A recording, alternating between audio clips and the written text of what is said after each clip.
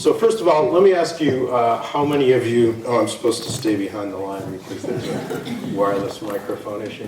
How many of you know what electronic literature is or have heard of it before? Because I know a lot of you are, good. But I know that a lot of you are just starting out your studies here at Jagiellionaian University. And I should say before I get going, how honored I am to be helping you to start your academic year. And I learned a little bit about Jagiellonian yesterday, and that this is one of the oldest universities in Europe, let alone Poland. And that also you graduated not only Copernicus, but also Pope John Paul II. So I was very impressed by that. And I also want to mention that Poland has taken a very important place in the European landscape of electronic literature. When we were choosing topics for exhibitions at the ELO 2015 conference, and we did one called Decentering that was focused on electronic literature traditions that maybe Americans and Anglo-Americans and French researchers didn't know as much about. And the two of the countries we chose to focus on were Poland and Portugal. And a lot of that is due to the work that Piotr and Ha-Art have been doing, both in terms of promoting the creation of new works in Polish and in translating some of the most important theoretical works as well as creative works into Polish. So, and I just want to say how deeply impressed I am by the work that you've done. Okay, so electronic literature, what is it? It's essentially forms of literature that use the standalone or network computer to achieve effects that wouldn't be possible in print. Now this is a very broad sort of definition, right? And what composes the literary is something that we've discovered is a great matter of debate. And certainly in the last, I've been involved in this field for about, I guess, 17 years now, and we've seen many different genres and platforms and trends kind of come and go. But it can be everything from forms of visual and kinetic poetry that might not even use much of a component of language, to forms like interactive fiction, which is a sort of game-like genre that uses text as an interface, conversational text. Of course, hypertext fiction with links and nodes between different narrative fragments. Poetry generation and story generation. These are programs that themselves write or assemble poems or stories. And I'll talk a little bit about combinatory poetics with some of the work that I'm showing today. Different forms of performance and interactive installations. So one of the exciting things for me about this field is that it touches and intersects with so many other fields of practice. For instance, most of the work that I've been doing the last 5 or 6 years is more likely to be shown at an art gallery or a film festival than it is to be sort of published in a traditional literary journal. So there's many different modalities and many different ways of conceiving how the intersection of the digital and the literary can take place in the 21st century. I'd say our field has sort of been dominated in recent years by poetry and by poetic approaches, and I've done some work with poetry by performative approaches. But I'm sort of a bit of a relic in that my background is actually in fiction. Before I did my PhD, I did a creative writing degree with fiction writers like David Foster Wallace and Curtis White. So I really come out of a tradition of where story is very important, and a tradition that's sort of deeply influenced by postmodernism, I'd say, but where there's a tradition of experimental writing where story is nevertheless sort of remains at the core. And for me, more important than the sort of experimentation or the affordances of the device of what's novel about the computational environment is really how can we use these techniques to tell stories that are relevant and reflective of many of the issues that we're confronting today. So you're going to see that the pieces that I'm going to show touch in various ways on things like the war on terrorism or the events that have occurred in Iraq and Afghanistan, on climate. Sorry, do I need to? Oh, I'm sorry. Yeah. I'll keep my hands behind my back. Yeah. And climate change and the consequences of that we're seeing very prevalently today. So I thought I'd start out with a work that's really hovering between the digital and print in a sort of a funny way.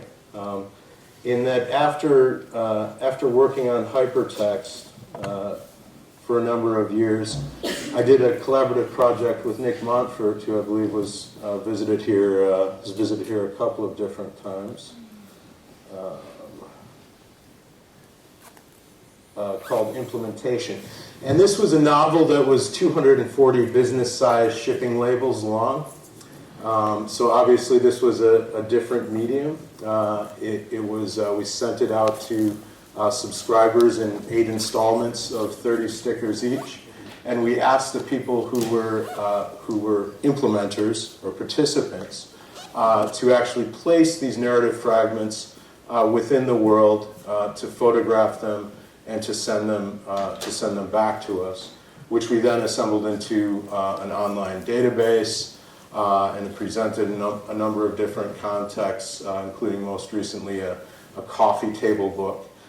So it's really a mix of visual art and written art, and the subject is what happened to America right after, in the years after September 11th, where one of the things that Nick and I were concerned with or interested in was how all of a sudden the world and the environment around us seemed to suddenly become obsessed with security and obsessed with control, and it was sort of something that was kind of written into the world in a way that citizens couldn't really control or take part in. So I'll read from this just a little bit. Implementation. There are dozens, hundreds of Middle American towns like Implementation, Springfield, Normal, Intercourse, but no others could claim leadership in cardboard box manufacturing, or even neglecting this. Few others could boast as active and diverse a group of micro-industries, which range from desktop publishing software development to advanced mechanical poultry harvesting. For a moment, it seemed as if everybody in Implementation would dance, might dance, the way that they intended to dance at the senior prom, but never did. Here it was, an off-year reunion, the 15th, and still they came. Would they dance? Most of them moved muscles in their back and their neck just about dancing. They moved without standing up. They looked down the bar at each other with long-ago wishes. They moved. They did not move.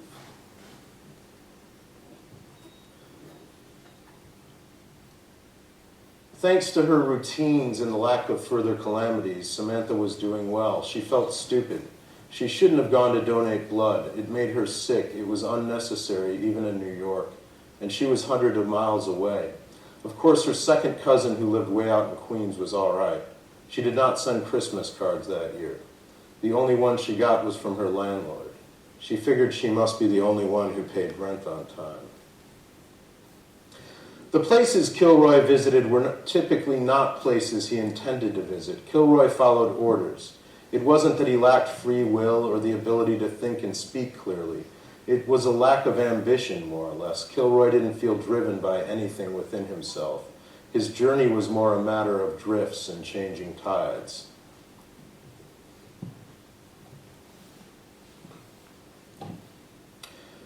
Terror is easier to sell than shoes. Everybody knows it, and you need no athlete nor spokesmodel to sell it to them. Everybody lives in fear just like they have never known elsewise.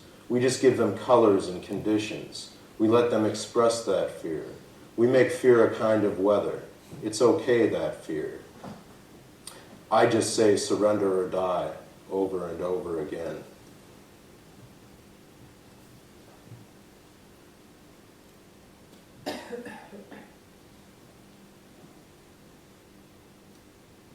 Frank was 27 years old when he got his hand cut clean off with a circular saw that had no guard. Surprising how little pain, the disbelief and wailing, the bag of ice, the gurney. Recovery that took only weeks. A microsurgeon was on duty. The reattachment was a cinch. It seemed like some surreal sitcom episode to him now. He was embarrassed to relate the experience, even when someone noticed the hairline bracelet of a scar.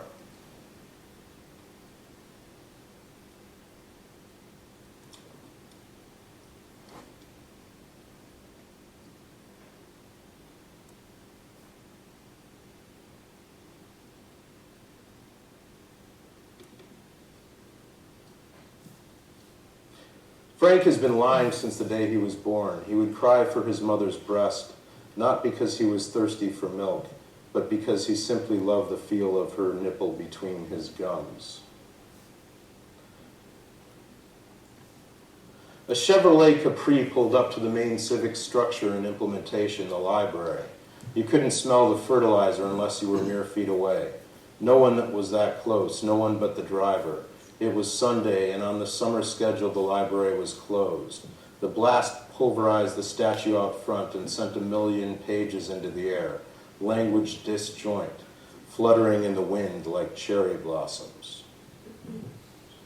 Why bomb libraries? Were they illiterates, anti-literates? Why not army bases, Hollywood studios, skyscrapers, subway systems, nuclear power plants, Starbucks? The obvious targets. An editorial in the People's Defender suggested eco-terrorists had targeted the repository of dead trees. A poorly copy-edited leaflet appeared linking the incident to the destruction of the Library of Alexandria. Alexandria was in Egypt. Egypt was in the Middle East, and so on. After the bombing of the library, they decided to have a parade. It's not certain who decided. The mayor, the head librarian, the editor of the Implementation Star. None of them were involved early on. It was as if a groundswell simply proclaimed parade. They decided somehow who would march. Police, firemen, librarians, and who would watch. Uniforms were put on, flags unfolded, tears were shed, pictures in the paper the next day. The new library will be a fine facility, a fitting memorial. Memorializing what? Those killed by terror. Sounds like we're supposed to feel guilty that no one was killed when our building got blown up. No one but the bomber. Whatever. We should remember the old place, and the guy whose statue was blown up, and the bad things that happened. Roxanne overheard a woman in the supermarket talking about the counselors the school had brought in to help manage the crisis. They utilized Lego models of the library and teddy bears with detachable limbs, and there was some kind of story circle. The PTA arranged for story hours to be held in private homes. Roxanne decided she would mention it at her next appointment with her therapist. All the talk had brought some old things back to the surface. As the fireworks exploded, Samantha looked left, looked down, looked to the crowd surrounding her. The bombs bursting in air. White, red, blue, yellow, and green. And also purple, and off-white, and artillery. Samantha wondered not only at the explosions and their simple, luscious audiovisual display, but also at the collective awe, the spectacle of 50,000 faces bathed in red light, looking the same way and wearing the same expression.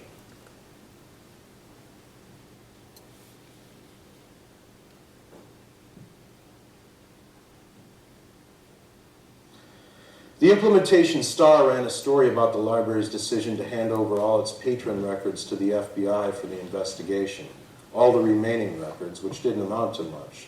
Frank wasn't worried. All the authorities would find there was his penchant for Russian novels. But Samantha was a little perturbed. Seemed she had habitually made modifications to the books she had already sent out, bits of cutting and pasting to improve the text. The 7-Eleven was shut down for a couple of weeks while the FBI interrogated its owner about the library bombing. People felt bad for Hassan. He had been there almost 20 years by now, and he donated money to the animal shelter, and he seemed harmless. Still, they figured he must be connected somehow. When they went to fill up, they'd smile and say hi, and try to remember everything that happened in the store in case the information would turn out to be useful later.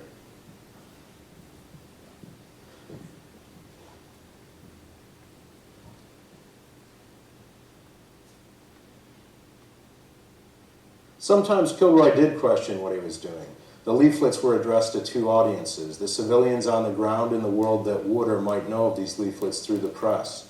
He did not question asking the civilians to welcome down pilots into their homes. It was this matter of writing for more than one audience that bothered him. Good work with the children, Kilroy. Now we want you to do some similar work for stickier situations. Stickier situations, sir? Woman walking towards a checkpoint pushing a baby carriage doesn't stop as ordered. Warning shots fired. Woman still won't stop. She is fired upon, is hit. Stops. Turns out it's a baby, not a bomb. My assignment? The letter to accompany the compensation. Okay, I think I'll stop there. As I said, it was 240 stickers long, so that's a sort of sampling of the project. And one thing I'd say about that is that much of the work that I've been doing really for years is sort of fragmentary fiction. And in that project, although it's not hypertext, you can see that the aesthetics of the node and also the aesthetics of placement and chance and variant encounters and interaction played from a computational environment into a project in the physical world. Next, I want to move to more recent work, and what I've been doing the last several years has been working with filmmaker Roderick Coover, which is an interesting connection in that his father, the novelist Robert Coover, and I started the electronic literature organization together, I guess 16 years ago. And Brown University, where Coover taught, remains one of the central universities working in this field. But Rod and I met, right around the same time, right after Bob and I met, and he said, well, you live in Chicago, you should look up my son Rod. And one of the first things that Rod and I did together was, right after we'd started the ELO, was to put together a festival in Chicago that was really the first festival of the Electronic Literature Organization. And we worked together just on this past conference that's been mentioned, where Rod was the artistic chair.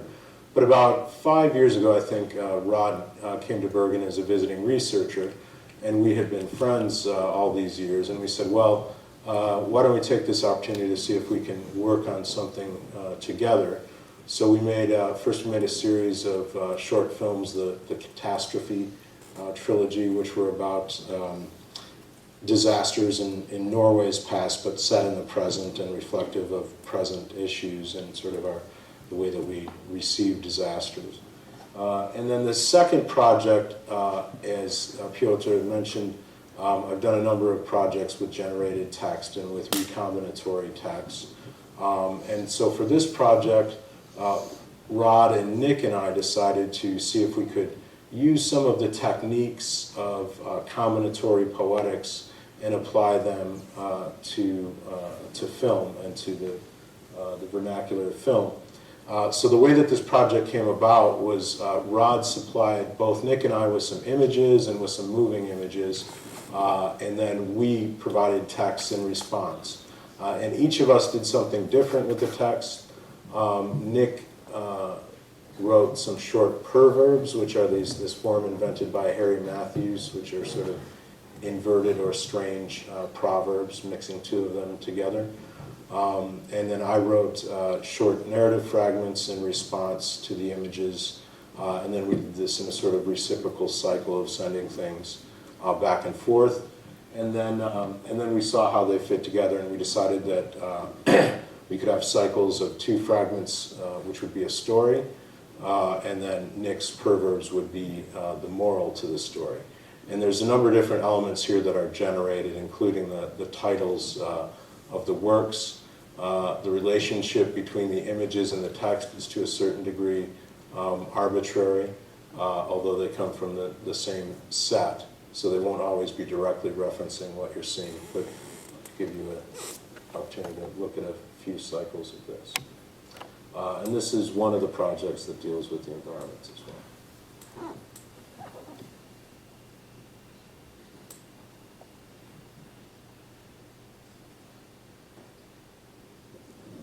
At some point, fate will reach out for you, or coincidence will. Something from an actuarial table. I suppose it's not really fate, it's just circumstance. Fate is just a sort of comforting umbrella for the unexpected. Some sort of unanticipated death will be there for you, or some sort of anticipated death. I suppose we all anticipate death at some point, though we live as if we were immortal. Few of us will actually die at the hands, or rather teeth, of a small animal. Do you say died at the teeth of, if you die from a bite from a small animal, from poison?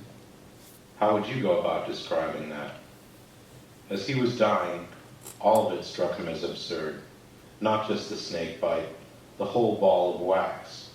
He found himself thinking of the phrase, winterize your tires, and he thought, that's funny. I suppose, he said, we could have brought some signs or something to protest this place. Truly ugly the way it belches smoke into the sky.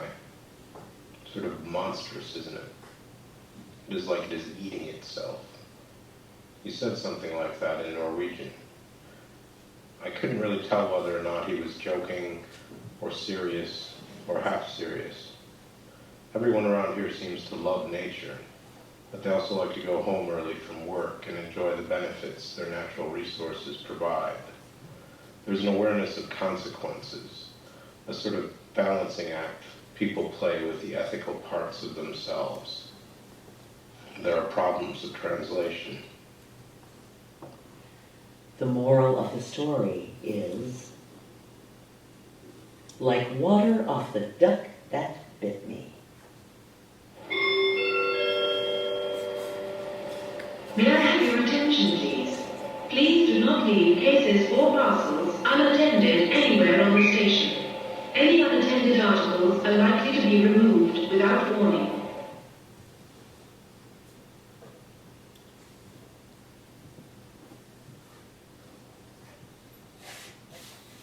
Providing electric power to a railway train through a semi-continuous rigid conductor placed alongside or beside the rails of a railway track, typically used in a mass transit or rapid transit system, which has alignments in its own corridors, fully or almost fully segregated from the outside environment.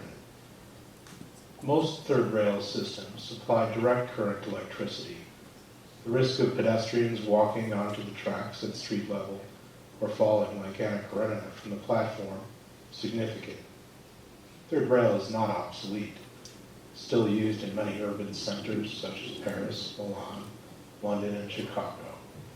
In 1992, the Illinois State Supreme Court awarded the plaintiffs $1.5 million because the transit authority failed to stop a man from urinating on the tracks. The Gyeongju Metro, he learned, is the system with the highest voltage, with 1,500 volts coursing through. The little creek out back was a selling point when we bought the house 20 years ago. My son used to catch tadpoles there, and we pretended to fish. Never caught anything but a cold. We played Huck Finn and made rafts for gnomes from twigs and stems. It was once a trickling thing. Summer Sundays, I would sit out there in my Adirondack chair with the Times crossword, mumbling things like babbling brook, babbling brook.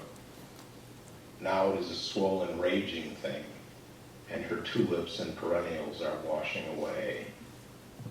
Improbable storm, the cruelty of calling it perfect, everything spongy and shifting, world turned mud. The rhododendrons are drowning. A swing set loosed from its foundation falls and floats away.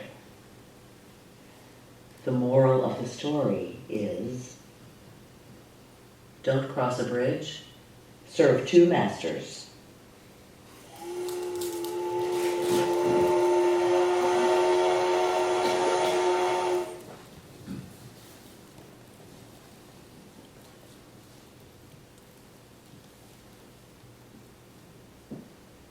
There is terrible loneliness in the flood, awful desperation in bailing out.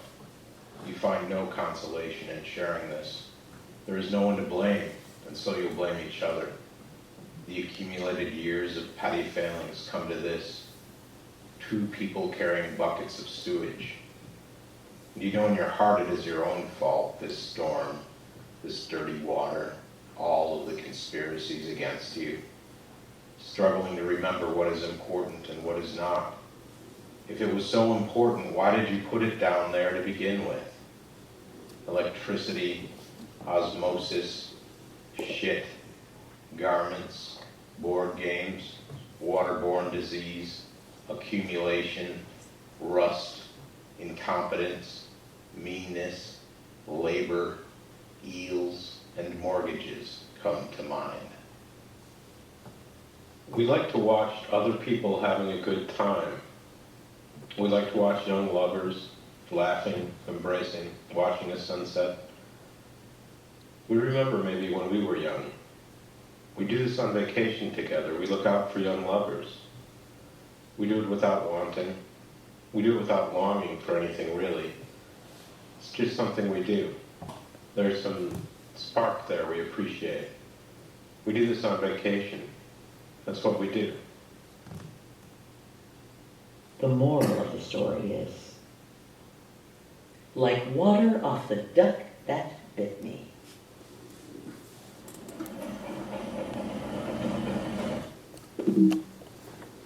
Okay, so you have some sense of the how the sort of combinatory poetics can play out in film.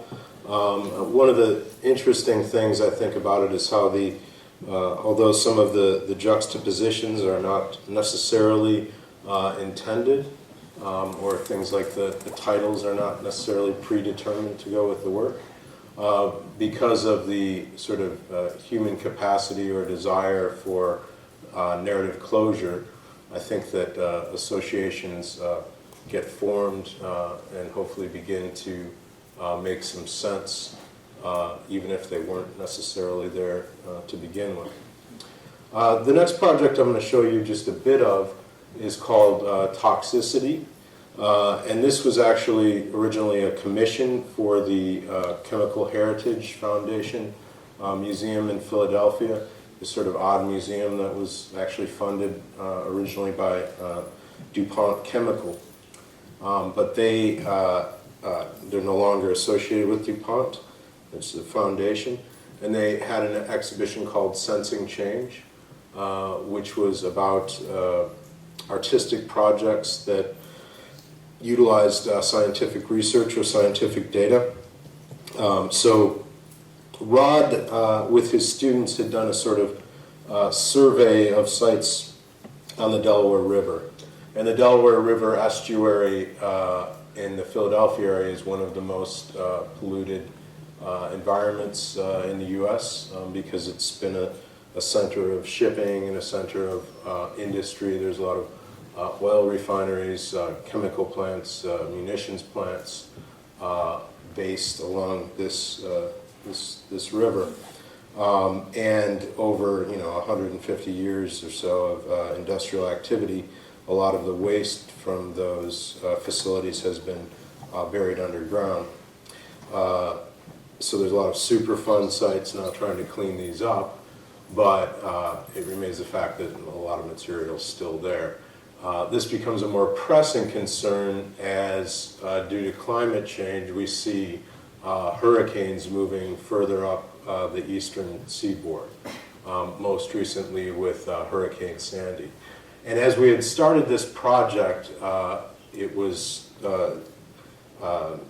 started talking about this project, Hurricane Sandy actually hit, and I remember I was in Edinburgh for the Elmstead conference, and I saw a picture of President Obama standing on this island landscape that had just been devastated. And I looked at the picture, I thought it was familiar. Well, I actually lived in New Jersey before I moved to Norway and taught there. And where Obama was standing was actually 2 blocks from where I used to live. So I was sort of very kind of personally affected or sort of moved by this. And so one of the elements we decided to bring into this narrative is really the stories of the people who died in New Jersey during Hurricane Sandy.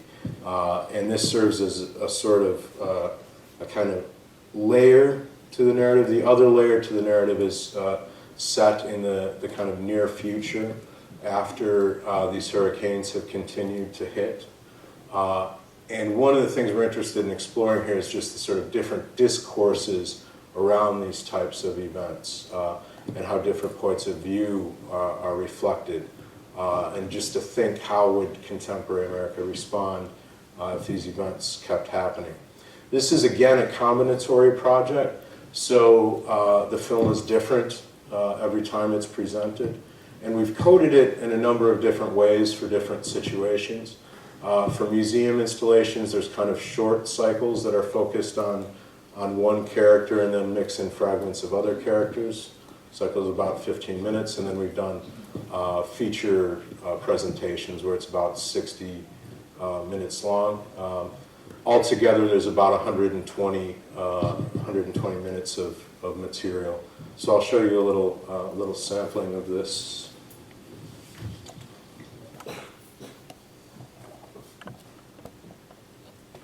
Maybe about 20 minutes. What time do we need to leave? 40 minutes. Okay.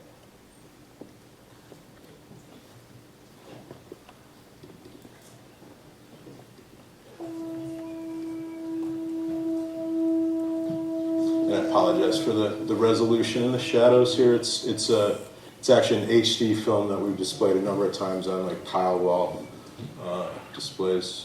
So very large, very high resolution.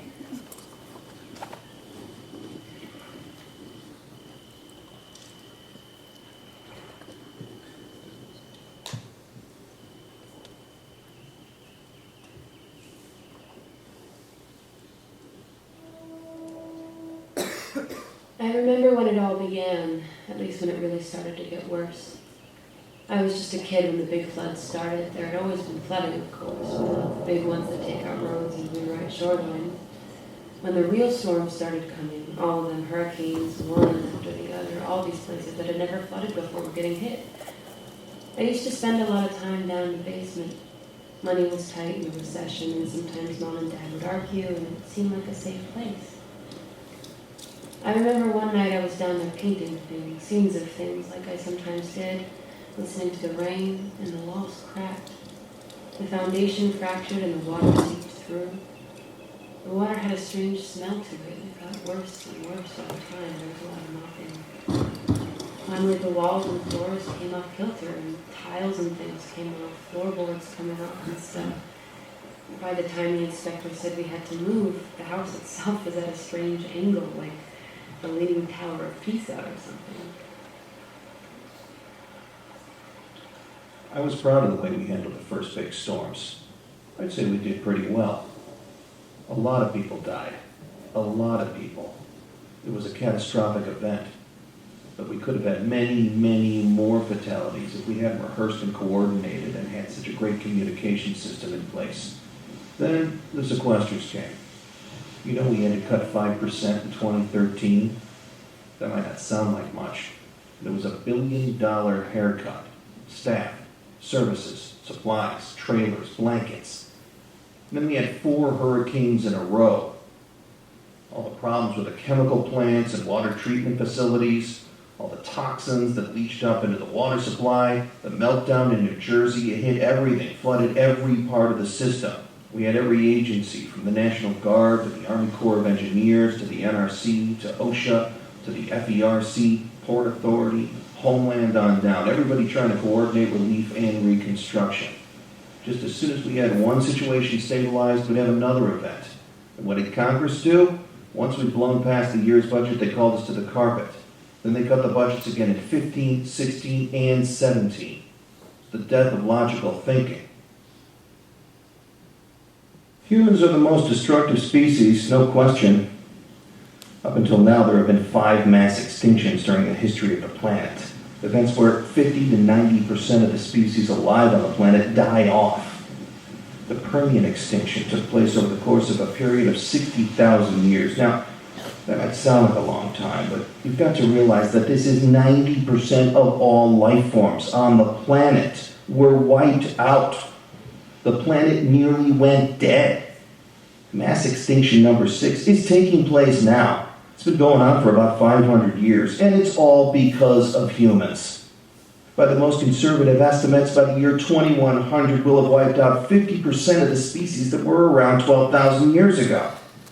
A majority loss of all species on the planet that is only accelerated. A half-dead planet. These are our consequences. When the dinosaurs died off, it opened the way for new species, for mammals to move up the food chain. Sometimes I wonder what'll thrive after we're gone. This mass extinction will end with our own.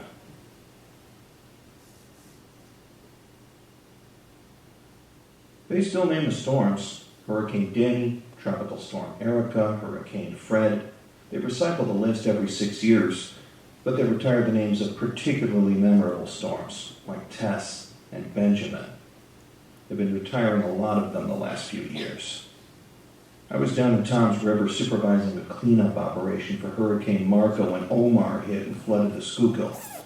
It was a strange path, and people didn't expect that it would hit the Philly metro area the way that it did. My boy's school was in the path. The roof of the cafeteria caved in and he was trapped under a beam. They were able to save him, but it impacted his spine, fractured in 3 places. He'll never walk again. It's difficult.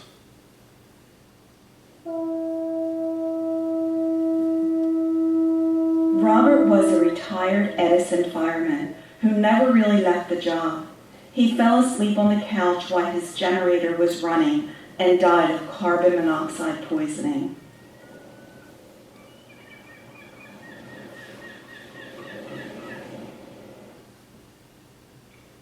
My father was sort of a strange man. He would catch odd fish that had parts where there should not be. Crabs that did not have claws, fish with strange lesions on their scales or extra eyes or none at all. He would bring these things home and he would show them to us, but that would not stop him from fishing. Some looked like new breeds. I guess they sort of mutated, but most of the fish looked like they had been born wounded. I guess that's how most of these things happen. It's not like in the comic books, they don't glow in the dark. Most of the things that happen to the fish are on their insides.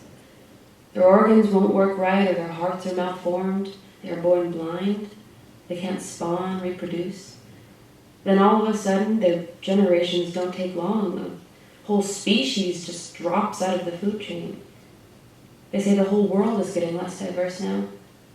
Fewer species. People have different opinions about what's happening down in the wash. I don't think we should lose sight of the fact that those people are still American citizens, still human beings. I know the argument. They chose to hide out during the evacuations or to escape from the camps and go over the fences, and we can't take them back because of the danger of contamination. I understand how diseases spread if they don't get them under control. But don't get me wrong. I think those people are fools, and I understand the danger they pose. But they aren't rats. You shouldn't stop the aid agencies from helping them. I feel for the children is all.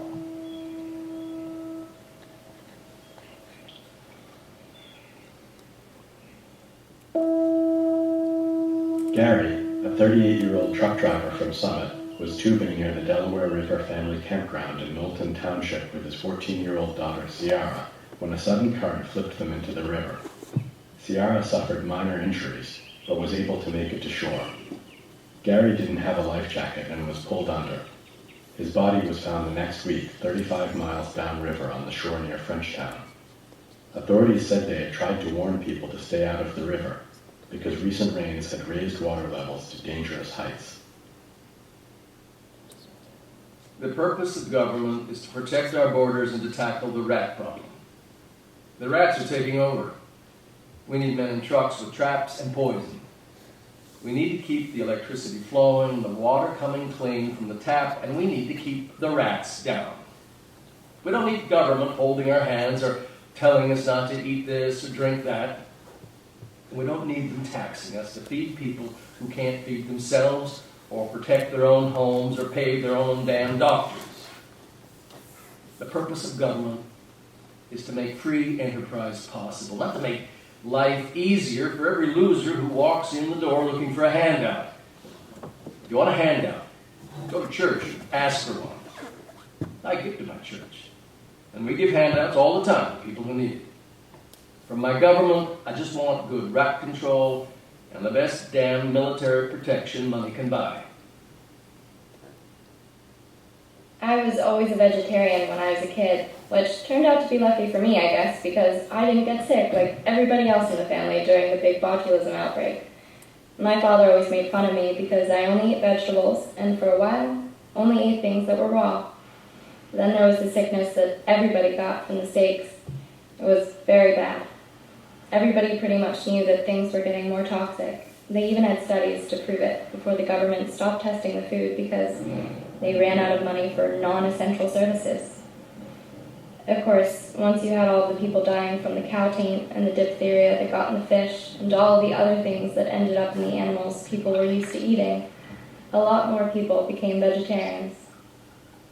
Of course, even the vegetables aren't necessarily safe.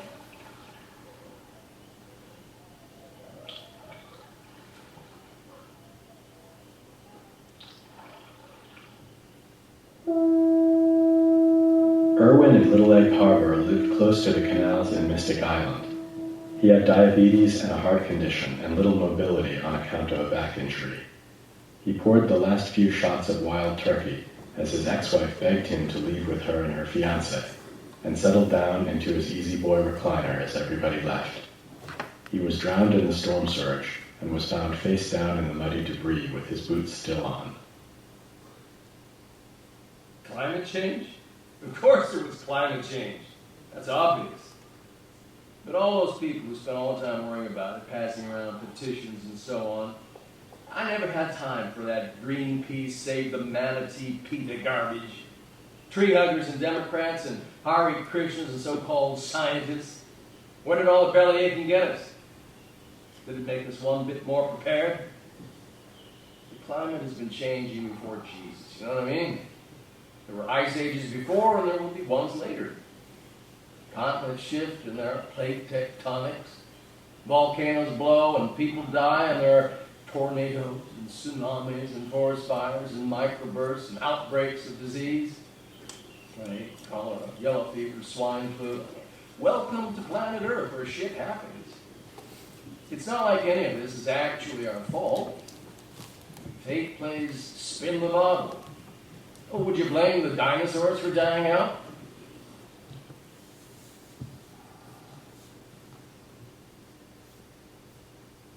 Okay, I think I'll stop there and move to the next My one. lunch. Yeah, as I said, that's can run for about 60, 70 minutes, and it's a bit different from the previous project in terms of the technique, in that the images and the text are yoked together, but the order is kind of a controlled aleatory process. So the next project I'm going to show was originally made for a virtual reality environment in Chicago, the Electronic Visualization Lab's Cave 2. And caves are not like the Oculus Rift, where it's a sort of personal VR experience, but they're actually spaces that you walk into.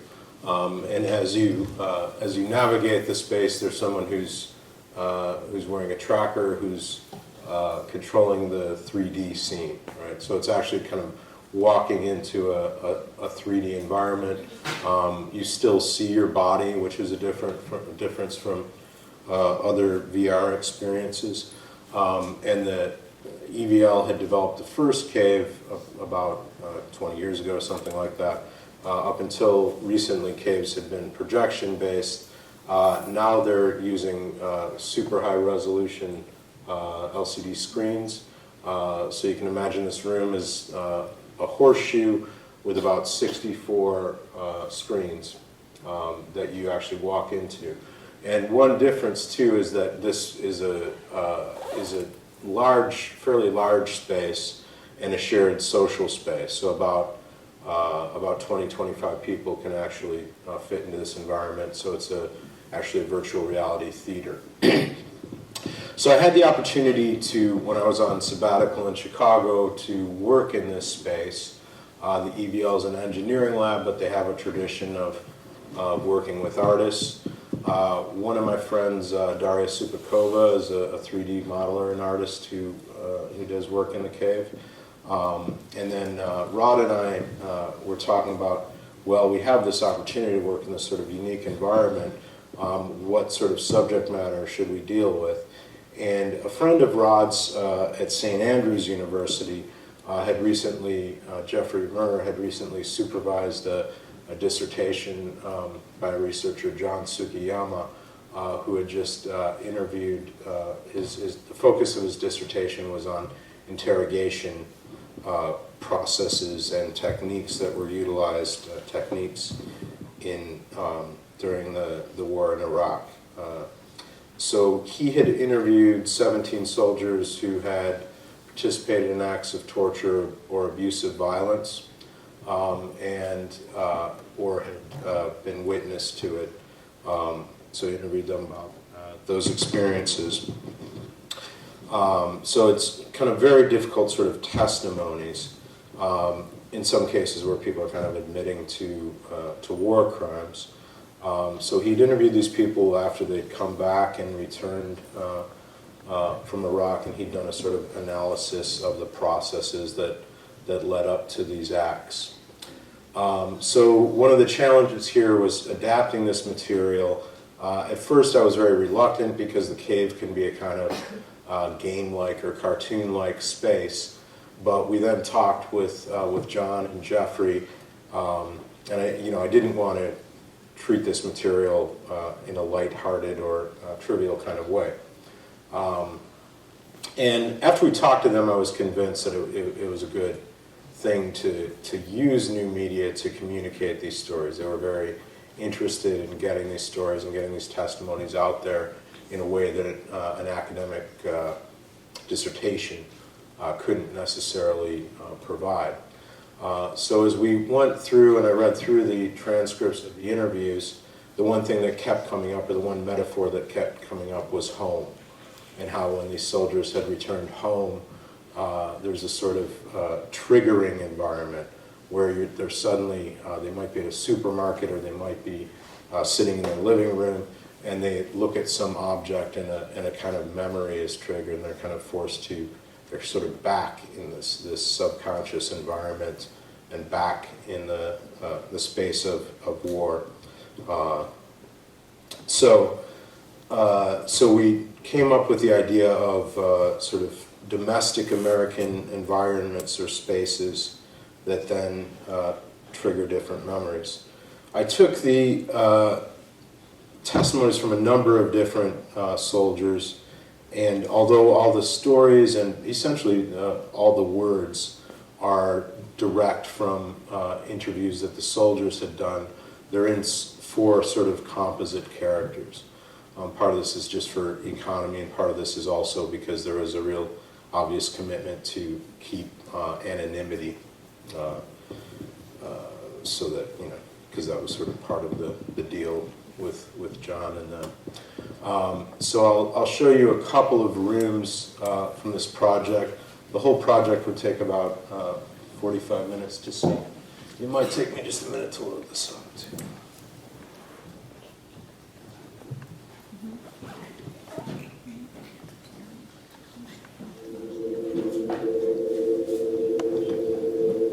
And again, this is going to be at a lower resolution because of the projector that it's typically used.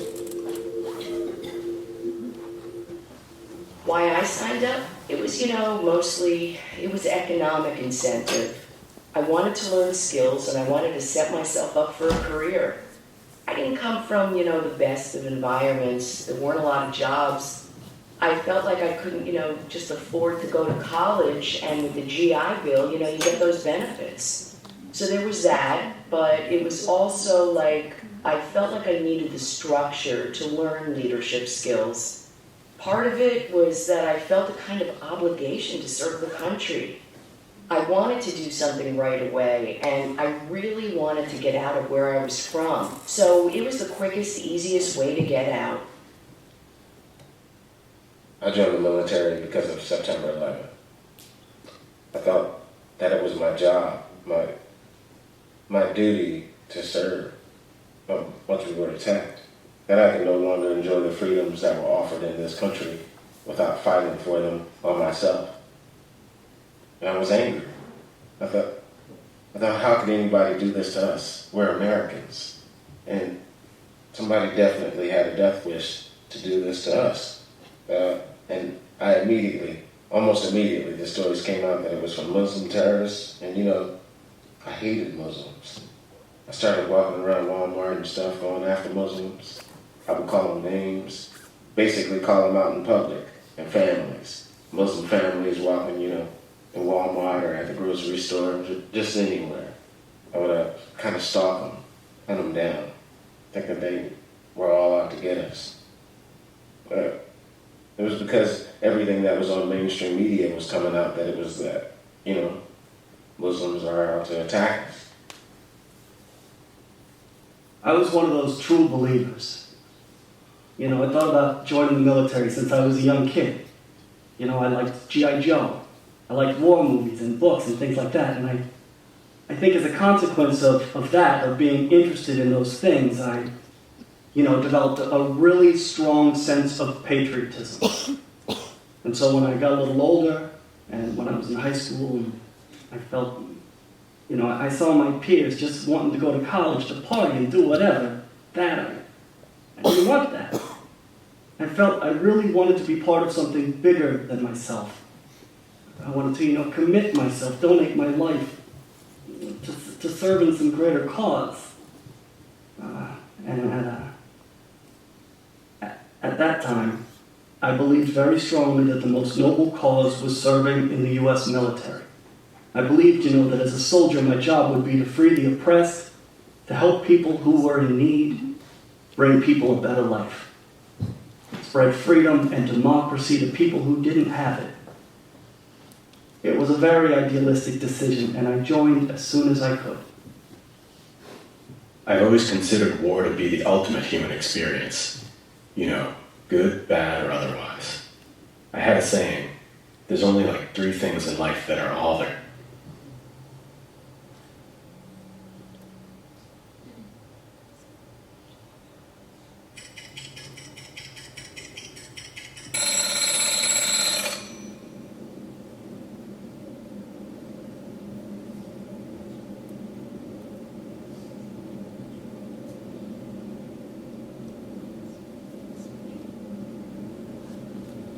The most common form of hazing in basic is assigning the worst jobs and messing with somebody's sleep.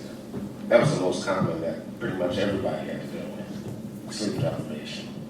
Assigning jobs that specifically mess with somebody's sleep patterns. We're already working like 100-hour weeks at this point, just in general. Well, let's punish the whole platoon by having 2 to 3 hours preparation for going on post and 2 to 3 hours preparation for going off post. Then, let's have duties and mandatory PT between that. There's almost no downtime except for minimal sleep. And then, that's the standard. And then, when you want to punish somebody, it's very easy because now you assign them hour on, hour off duties. They have 6 hours of sleep because they've been up for the last 18 hours and 3 of those hours every other hour. They're going to be assigned to clean the shower at 2 a.m. in the morning. No sleep. Other hazings is more direct. First off, trashing. Trashing their living space and taking them into the bathrooms, putting them in a gas mask, which add a lot of heat, a lot of moisture, turning on all the hot showers, squirting soap across the floor and having them do exercises on a slick, hot, wet environment in a gas mask, pouring crap on top of them. Breaks you down. So that's where we're coming from. The mentality is like, if you're going to do it to your own soldiers, then why would you not do it to your enemy?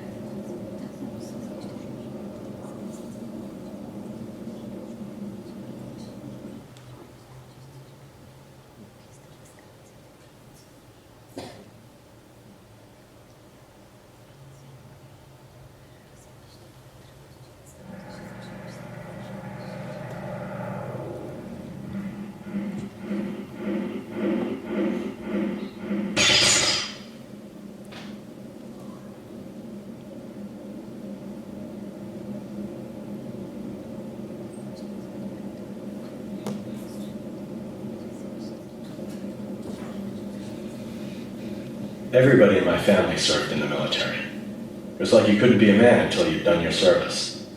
My dad served in the tail end of Vietnam. He volunteered, he didn't get drafted. He joined the infantry, yeah, so he lied about his age in order to get in. I remember when I was a kid, I'd dress up in his old camis, and one time I found his old footlocker, which had a lot of photos and little notebooks that he would detail events that happened to him while he was over there. And I was always in awe. He did some crazy shit. My grandfather on my mother's side, he'd been in Korea. He told me I couldn't do it, that I wouldn't survive, that I wouldn't last. I wasn't tough enough. Fuck him. I hated that old man.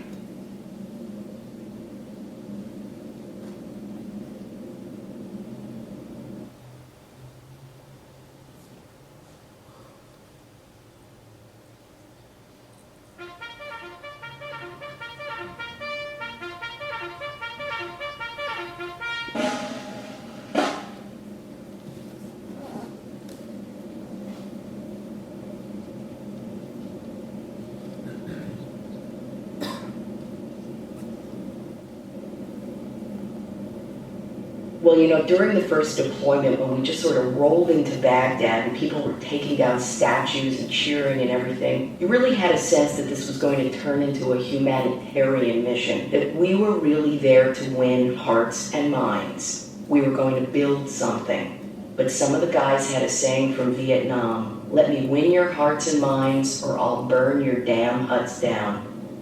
And one of my drill sergeants used to say, when you want to finish someone, when you're clearing bodies in the fields, that's how you do it. 1 in the heart, 2 in the mind. People get cynical like that.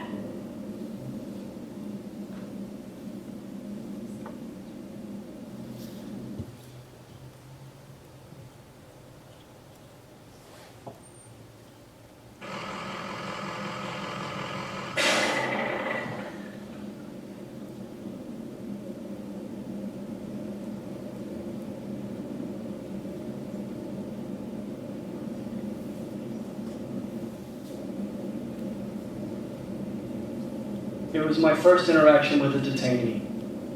It was the first time we were in a town, we had dismounted from our Humvees and we started up our patrol and we took some small arms fire and we busted down the door and we took the guy by surprise. They dragged him out and they beat him a little, yelled at him, you know, kicked him and then flexicuffed him and threw him in the back of the high-back Humvee and we continued on our way. And we took him with us, and then after continuing our patrol route, we returned back to base. He was left face down in the back of the high back, and people with their feet on him, which is considered disgraceful in Iraq to show the bottom of your foot or put the bottom of your foot on somebody. He was left back there for maybe an hour, maybe an hour and a half before he was finally pulled out and taken to the holding facility.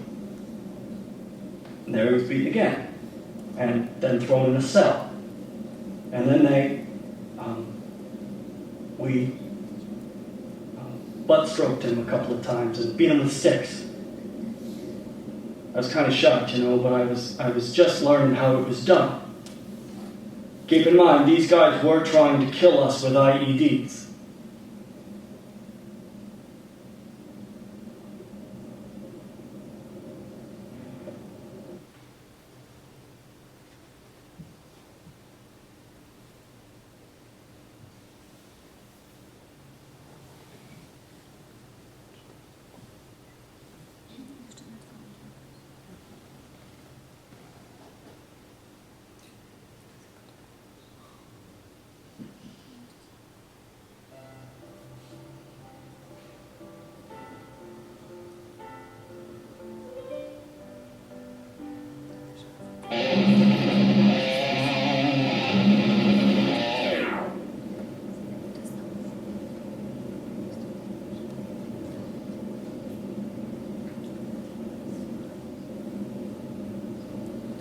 A lot of the enhanced techniques don't involve direct physical contact with the detainee.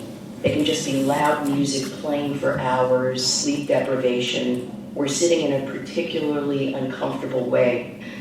They seem much more benign, so you can sort of convince yourself that you're not doing something horrible, but it slowly becomes clear to me that what we're doing is really actually pretty awful. At that point, the prisoners were helpless and they were in our care, and just seeing the way they deteriorated and just watching people suffer, that it's just, it got to be too much. I couldn't do it. You're over there and it's okay, you're told these things are illegal and you're being told by your leaders to do these things and everybody thinks it's okay, so you're kind of in this moral bubble, like you don't see what's happening. But when the Abu Ghraib scandal broke and you could see that the outrage that people were having back home in the States about this and all around you, you just kind of realize, shit, that's exactly what we're doing. I'm part of it too.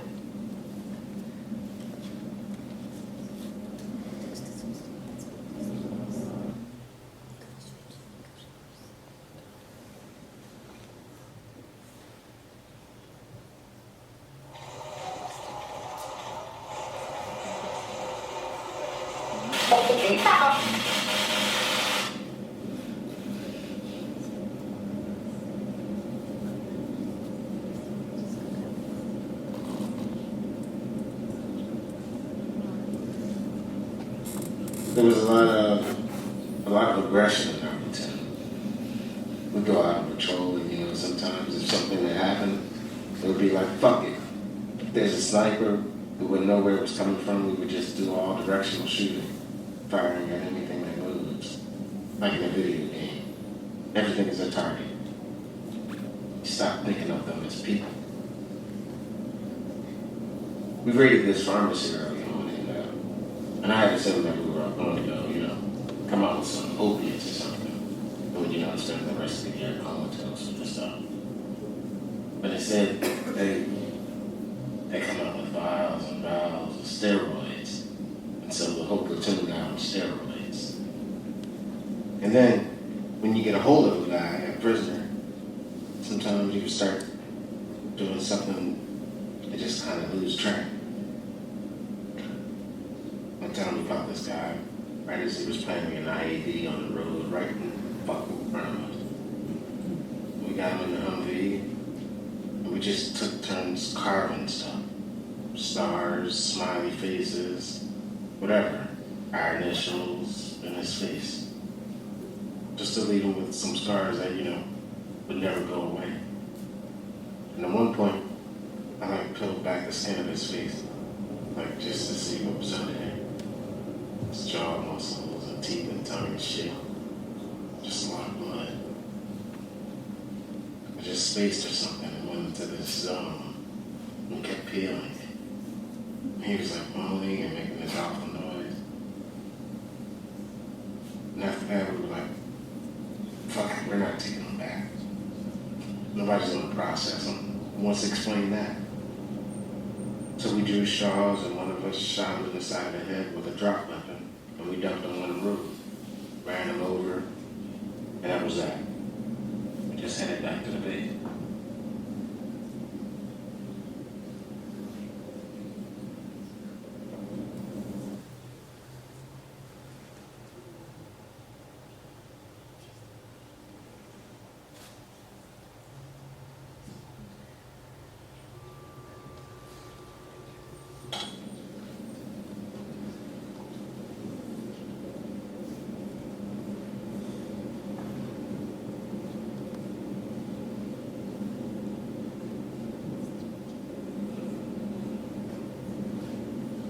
I may sound like I'm defending a lot of these really awful practices, but at the time I was the biggest thorn in the side of everyone who was doing this sort of thing. I was very much against what they were doing to these people. One time I stayed in the room as the Iraqi police started to interrogate this prisoner. And it wasn't like they had a reason. They weren't trying anything. The guy was a different ethnic persuasion than they were. He was in the wrong part of town and they captured him and they were going to beat the hell out of him. And my friend, he was a police officer, I think he may have been trying to impress me, maybe by mistreating the prisoner. He starts questioning this guy, putting a gun to his head, and then starts hitting him with a cleaning rod. And I was like, hey, this is kind of going over the line. And then he wanted me to help search this guy. So I started searching this guy, took off his shoes, and then my friend takes a power cord from a lamp, and he kind of mimes to me that if he hooks the power cord up to his feet, he'll feel it in his genitals. And at this point I say, stop. I went to get the platoon leader, who could not have cared less about what the fuck I had to say. He was like, get the fuck away from me. Whatever. I was like, no, they're really going to do this. You need to step in there.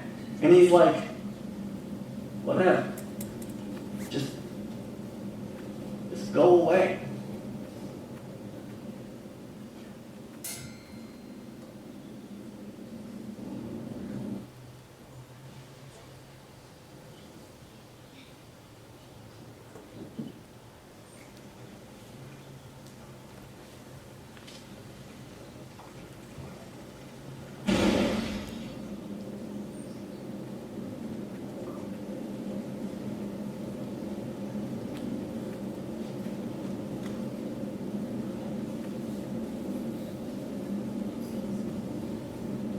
When we'd come into a place, a home or whatever, a lot of the time we knew that these people knew things.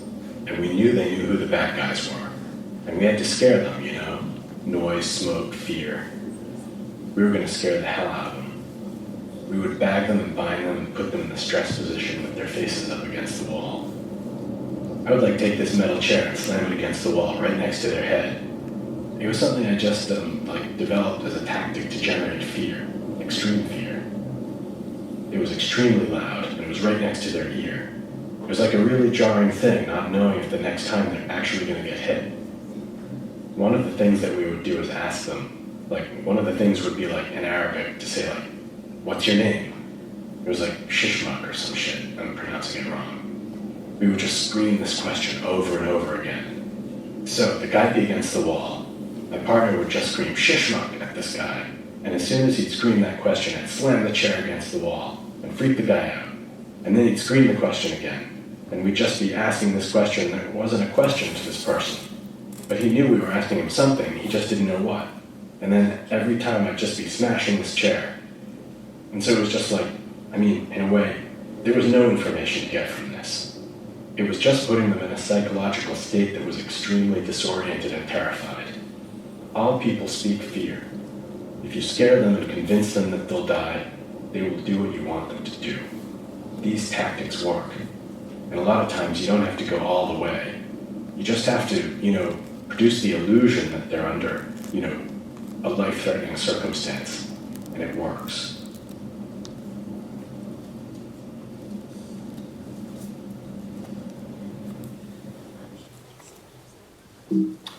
Okay, so I think I'll stop there. That's about half of the total experience, and the rooms sort of each represent a stage from the beginning, where there's sort of the recruitment stories, to the kinds of stories of where their attitudes towards abusive violence came from, and then a couple of scenes that were acts that were taking place, and then finally a scene after they've come back and sort of have to deal with the realities and the consequences of what they do. So we might have time for a few questions. I know you guys probably got to get going. 5 minutes.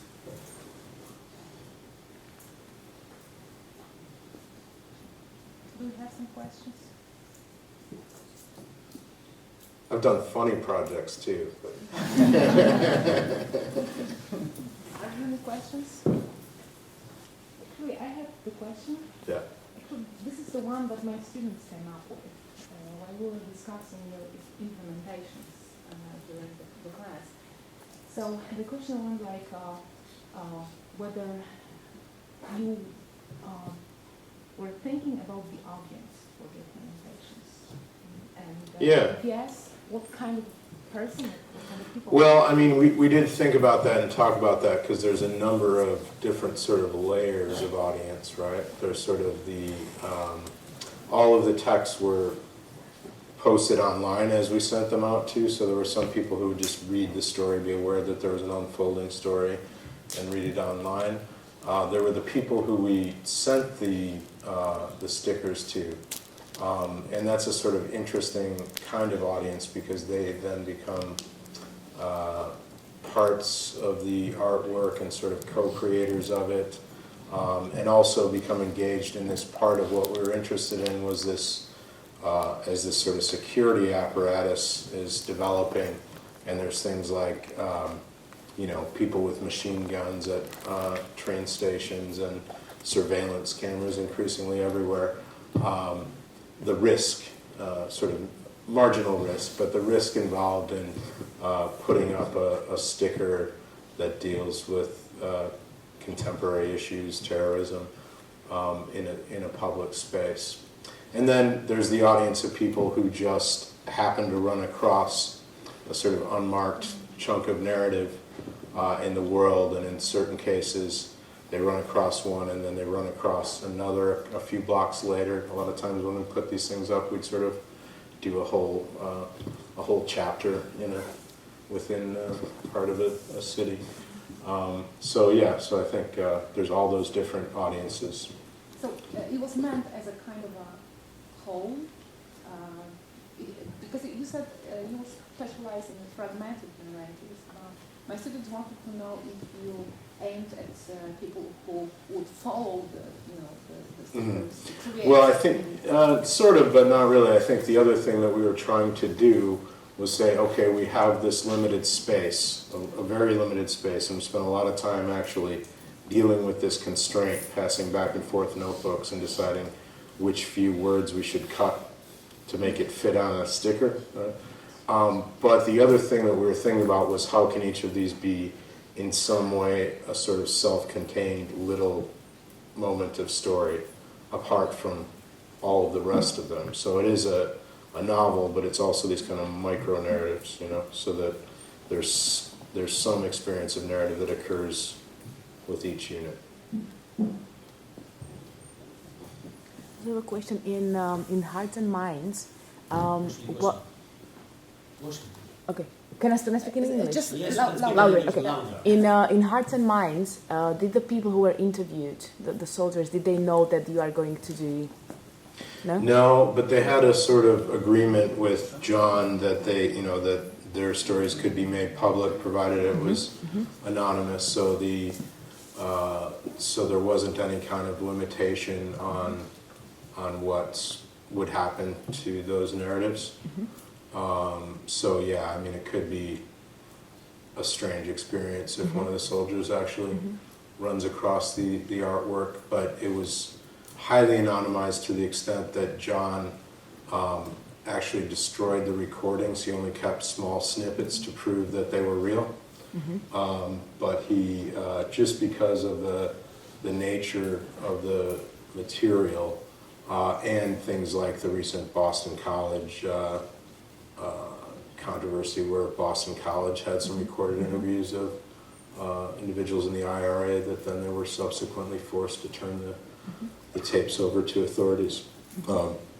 So people in the type of field that John and Jeffrey are in, where they're frequently interacting with people who participate in acts of collective violence, are very sensitive about anonymity in their scientific method, the research methods, because otherwise they couldn't, the research ethics, they couldn't get people to have these discussions otherwise.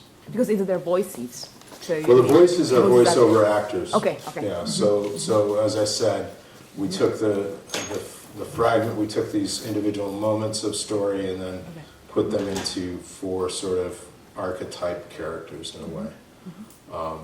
But the stories came from those interviews.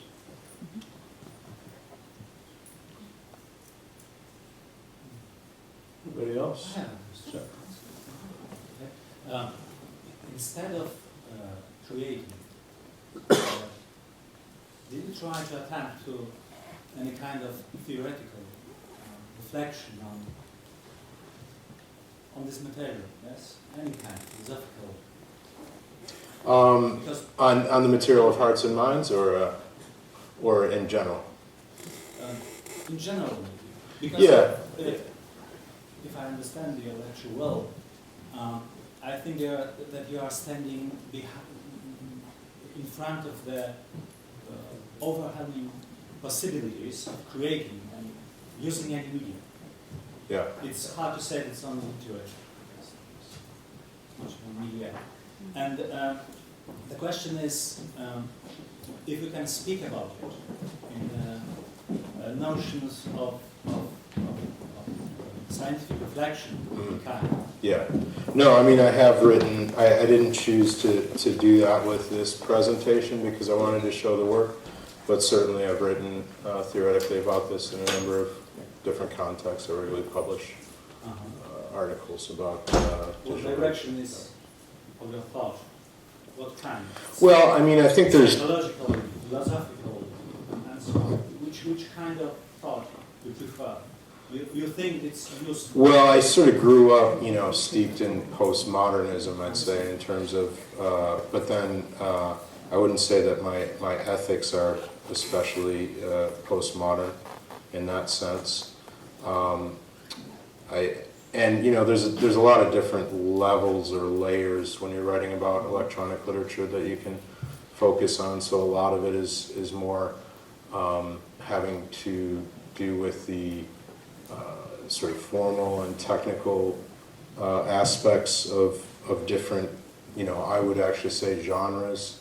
I think it's to a point where we can think about and discuss genres. But then there's also just how can the digital media, how can artworks in the digital media sort of do the classic work of defamiliarization, but about the way that our life, world, and discourses are changing as a result of our immersion and in digital media and the ubiquity of network culture. So sort of the positive aspects and the kind of dark side. Keyword you use, yes. Discourse. Yes. Yeah.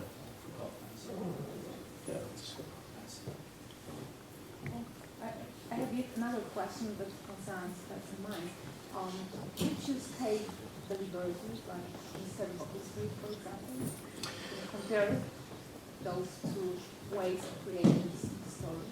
Oculus Rift versus cave? Oh yeah, well, I mean, we're going to see what happens because we do have an Oculus Rift version that's going to be out in about a month, and we also have. So what we want to do now is the cave obviously is a sort of restricted audience experience because there's this particular type of cave. There's 2 of them in the world. There's one in Chicago and there's one in Melbourne, Australia.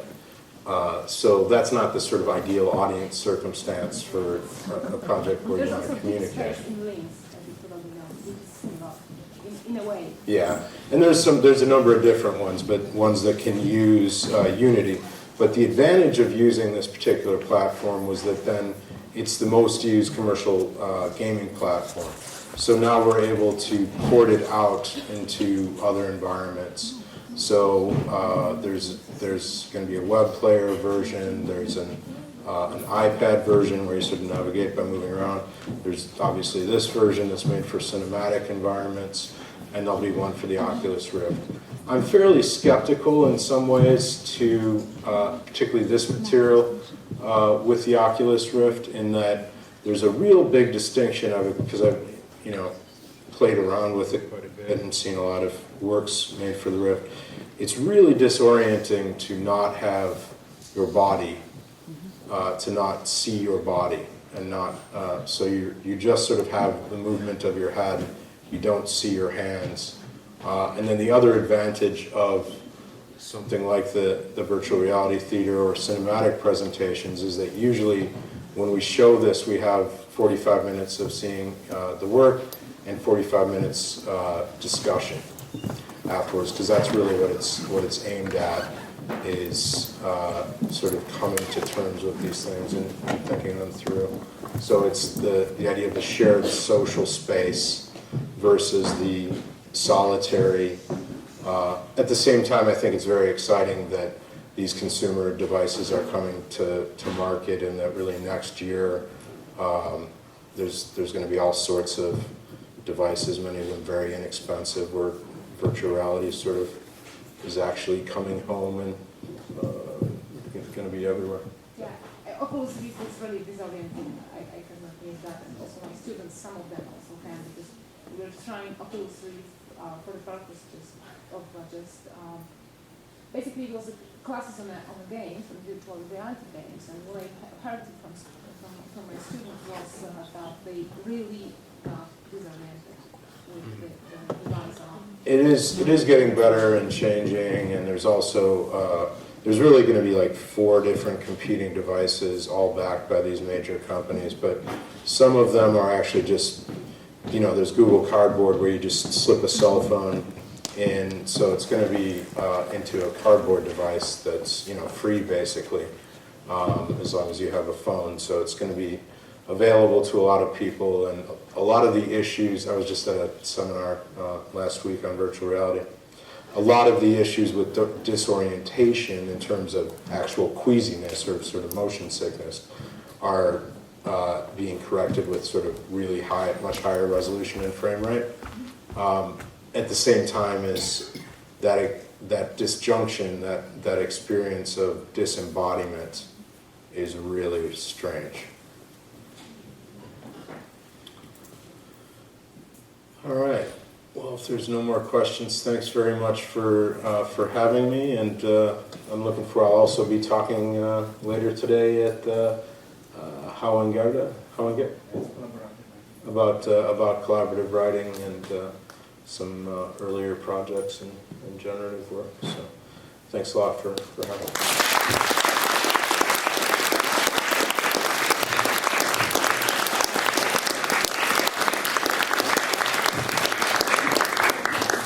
Thank you, Scott. Thank you, everybody, for coming. Chyba możemy, tak?